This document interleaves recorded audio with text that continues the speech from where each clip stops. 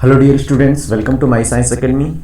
आज हम human body के इंटरेस्टिंग फैक्ट्स के बारे में बात करते हैं। तो स्टार्ट करते हैं 10 अमेजिंग फैक्ट्स से कि जो इनफैक्ट्स होते हैं। फर्स्ट जो मेरा फैक्ट है कि इनफैक्ट्स होते हैं उसमें जन्म के समय लगभग 300 हड्डियाँ होती हैं और जैसे जैसे वो बड़ा होता है, अडल्ट होता है, तो उसमें 206 हड्डियाँ रह जाती हैं। सेकेंड अगर मैं बात करूँ कि जो मोस्टली जो हड्डियाँ होती हैं वो हैंड, रिस्ट, फीट और एंकल्स में होती हैं। थर्ड अगर मैं सेल्स की बात करूं तो हमारे बॉडी में ऑलमोस्ट 30 ट्रिलियन सेल होती हैं और एक ऑन एवरेज देखें तो एवरी सेकंड में जो बॉडी है 25 मिलियन न्यू सेल प्रोड्यूस करती है। फोर्थ अगर बोन साइज़ की बात करें तो लार्जेस्ट जो बोन होती है ह्यूमन बॉडी में वो फीमर होती है, जो पैर की जो थाई बोन होती है उसमें होती है, और जो स्मॉलेस्ट बोन होती है वो स्टेप या स्टेपीज होती है जो हमारे ईयर में होती है।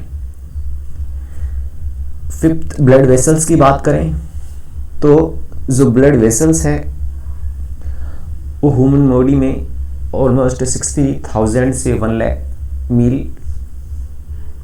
की रेंज हो जाती है इनकी। 6 अगर मैं टीथ की बात करूं तो जो टीथ है ह्यूमन स्केलेटन का पार्ट है लेकिन इसको बोन्स में काउंट नहीं किया जाता है। 7 की अगर मैं बात करूं जो ब्रेन है ह्यूमन बॉडी के वेट का 2% होता है और ऑलमोस्ट ये जो 80% एनर्जी की खपत करता है, और जो ब्रेन है हमारा वो 20% ऑक्सीजन और ब्लड सप्लाई को कैरी करता है। 8 रनिंग की अगर बात करें कि ह्यूमंस की बॉडी के अकॉर्डिंग ये बिगेस्ट, फास्टेस्ट और स्ट्रॉन्गेस्ट नहीं है, लेकिन ये लॉन्ग डिस्टेंस जो रनिंग है उसमें बेस्ट है। अगर वाटर की बात करें तो बॉडी में ऑलमोस्ट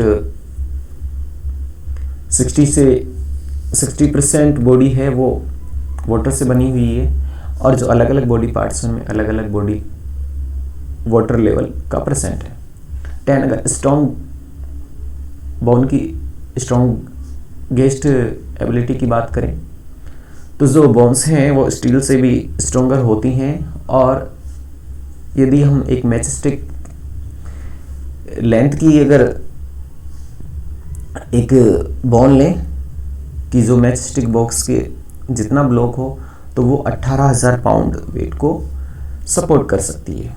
नेक्स्ट देखिए कि जो हमारी बॉडी में नोज है उसमें जो नोस्ट्रिल होती हैं वो क्या करती हैं,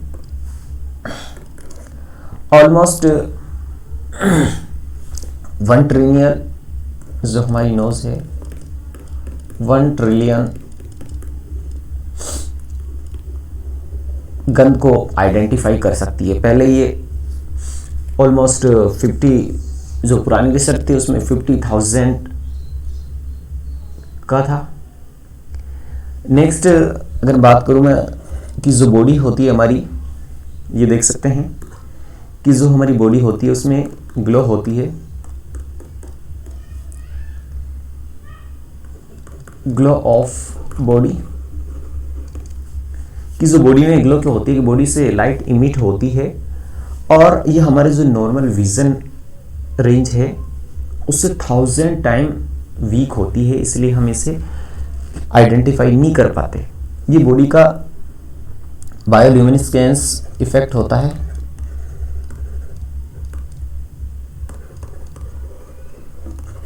इसमें क्या होता है कि जो बॉडी की जो डिफरेंट सेल होती हैं वो क्या करती हैं, केमिकल जो रिएक्शन होती हैं सेल में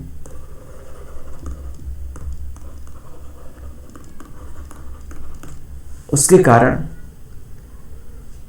ये ग्लो होती है इनकी।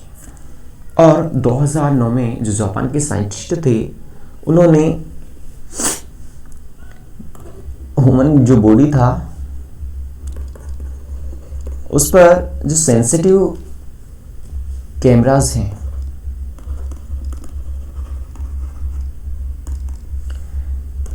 उनसे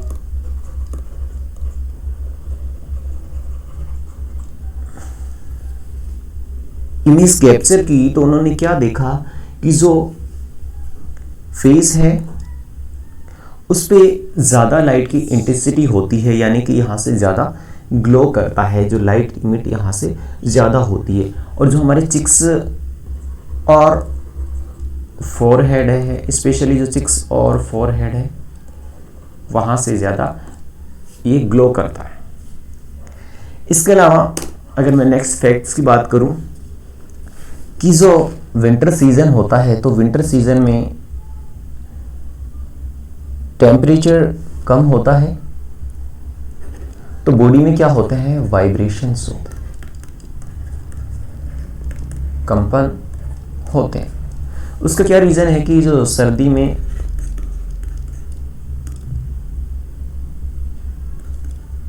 जो बॉडी का टेम्परेचर है, क्योंकि बाहर का टेम्परेचर डिक्रीज होता है तो बॉडी का टेम्परेचर क्या हो जाता है, डिक्रीज हो जाता है।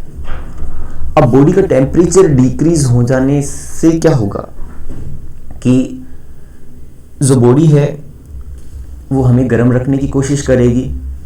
और जनरली जो बॉडी का टेम्परेचर कितना होता है, 37 डिग्री सेल्सियस होता है। अब सर्दियों में कम हो जाता है तो जो ब्रेन का एक पार्ट होता है हाइपोथैलेमस, ये क्या करता है, बॉडी के टेम्परेचर को कंट्रोल करता है। और ये क्या करता है कि सर्दी में कम टेम्परेचर होता है तो जो हमारा ब्रेन है ये आइडेंटिफाई कर लेता है कि टेम्परेचर कम है, तो ये क्या करता है कि जो हमारी मसल्स हैं उसमें कंट्रैक्ट और एक्सपेंड ये करवाता है, कंट्रैक्ट और एक्सपेंड करवाता है, जिसके कारण क्या होता है, बॉडी में कंपन होता है, वाइब्रेशन होते हैं। कि सर्दी में जो कपकपी लगती है वो इन मसल्स के कंट्रैक्ट और एक्सपेंड के कारण होती है। और इन कंट्रैक्ट और एक्सपेंड के कारण बॉडी से हीट प्रोड्यूस होती है, और जो हीट प्रोड्यूस होती है ये बॉडी के टेम्परेचर को मेंटेन करने का काम करती है। तो इस कारण बॉडी में वाइब्रेशन होते हैं। नेक्स्ट अगर मैं स्लीप की बात करूं कि जो जनरली अलग अलग एज है उसके लिए जो स्लीप साइकिल है वो भी डिफरेंट होता है। कि यदि मैं एक न्यूबॉर्न बेबी की बात करूं तो उसको 60 से 20 आवर्स की स्लीप चाहिए। अगर मैं एक जो चाइल्ड है 5 से 10 इयर्स का, उसकी अगर मैं बात करूं तो उसको ऑलमोस्ट 10 to 11 आवर्स की स्लीप चाहिए।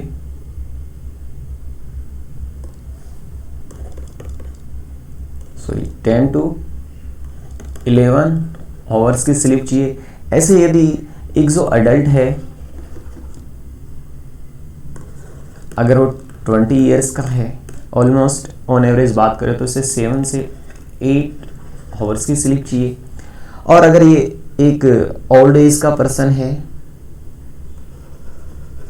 जिसकी एज अगर 80 इयर्स हो तो ऑन एवरेज उसे 5 आवर्स की स्लीप चाहिए। तो ये स्लीप साइकिल एज के अकॉर्डिंग वेरी करता है। और नेक्स्ट फैक्ट देखिए कि जो ह्यूमन की हाइट है, जैसे कभी आप सो के उठे, आपने सोने से पहले अपनी हाइट मेजर की और जब सो के उठे तो आपने देखा कि आपकी हाइट थोड़ी सी बढ़ी हुई फील होती है। यानी कि जब सो के उठे तो आपको पता चला कि आपकी हाइट में 1 इंच ग्रोथ होगी। और जैसे ही 4-5 घंटों के बाद आपने हाइट मेजर की तो वापस से हाइट वही हो जाती है। तो ये जो हाइट में ग्रोथ क्यों हो रही है कि दिन के टाइम में क्या होता है, जो हमारी बैकबोन है, रीढ़ की हड्डी है, इसमें क्या होता है, ये कंप्रेस होती है कि जो ग्रेविटेशनल पुल है इस ग्रेविटेशन पुल के कारण ये कंप्रेस होती है और इसकी जो हाइट है वो थोड़ी कम हो जाती है। और जब हम स्लीप के लिए जाते हैं तो जो पीठ के बल जब हम सोते हैं तो उस टाइम में ये जो बैकबोन है इसमें क्या होता है, एक्सपेंड होता है, और इस एक्सपेंड की वजह से जो हमारी हाइट है वो लगभग 1 इंच ग्रोथ कर जाती है। लेकिन वापस से जैसे सो के उठते हैं तो 5 से 6 आवर्स के बाद वापस से आपकी वो हाइट हो जाती है। नेक्स्ट देखिए, अगर रैपिड आई मूवमेंट की अगर मैं बात करूं कि रैपिड आई मूवमेंट जिसे रैम बोलते हैं, कि देखिए जो कच्ची नींद होती है उससे पहले की कंडीशन या फिर उठने से पहले की कंडीशन, उस कंडीशन में हमें जो सर्वाधिक सपने आते हैं, जो हमारी आई की जो मूवमेंट है उसको हम 2 पार्ट्स में डिवाइड कर देते हैं। तो रैम और एक होती है एन रैम, यानी रैपिड आई मूवमेंट, और एक नॉन रैपिड आई मूवमेंट। तो जो सर्वाधिक सपने आते हैं रैपिड आई मूवमेंट में आते हैं। और इस कंडीशन में क्या होता है कि ये जो आई है मूवमेंट क्यों करती है, क्योंकि जब सपने आती हैं तो जो हमारी आईज हैं वो जो सपनों में हम इमेज देख रहे हैं तो उस इमेज को फॉलो करती है। तो इस कंडीशन में जो आई मूवमेंट होता है, ये रैम की जो कंडीशन है वो है। और जो सपने हैं हमारे, उसके लिए जो हमारा लिम्बिक सिस्टम है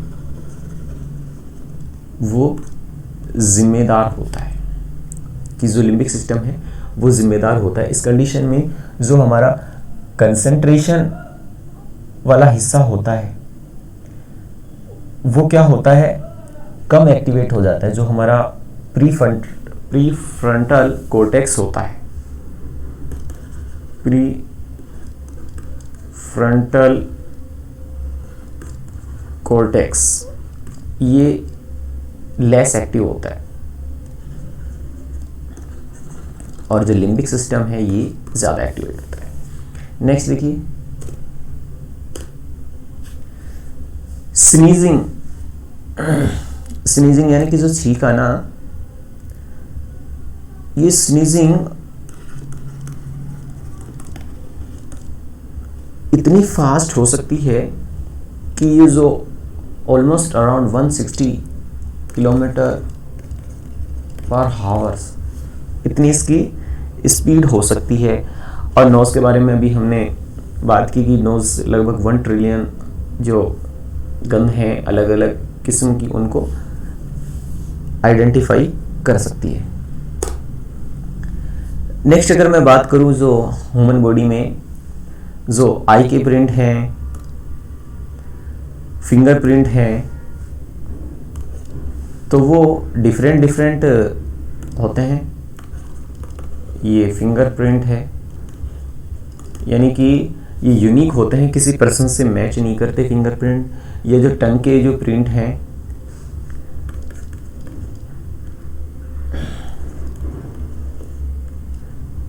कि जो हमारे टंग के प्रिंट हैं वो भी किसी से मैच नहीं करते। इसके अलावा जो हमारे आई के प्रिंट हैं वो भी किसी से मैच नहीं करते, ये भी यूनिक होते हैं।